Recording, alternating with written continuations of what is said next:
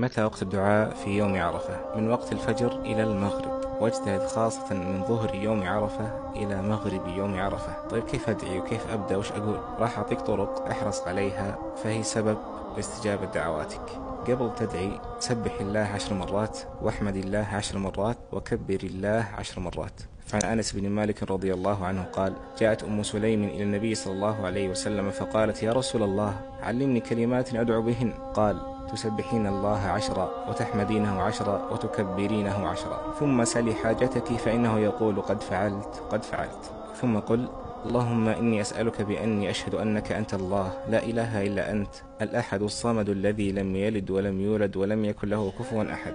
فإن الرسول صلى الله عليه وسلم سمع رجلا يقول هذا الدعاء ثم دعا، فقال صلى الله عليه وسلم: لقد سأل الله باسمه الأعظم الذي إذا سئل به أعطى وإذا دعي به أجاب.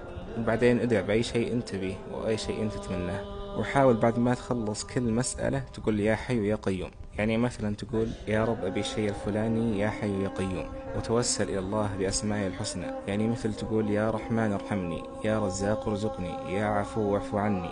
فهذا بعد من أسباب استجابة الدعاء. طيب أنا ما أعرف أدعي أو أخاف أنسى شيء، ما في معنى ترى أنك تكتب ورقة خارجية أو حتى بالجوال، أو حتى لو تكتفي بأدعية الرسول صلى الله عليه وسلم، لأنها من أسباب استجابة الدعاء، وكلمات بسيطة لكنها تشمل الدنيا والآخرة.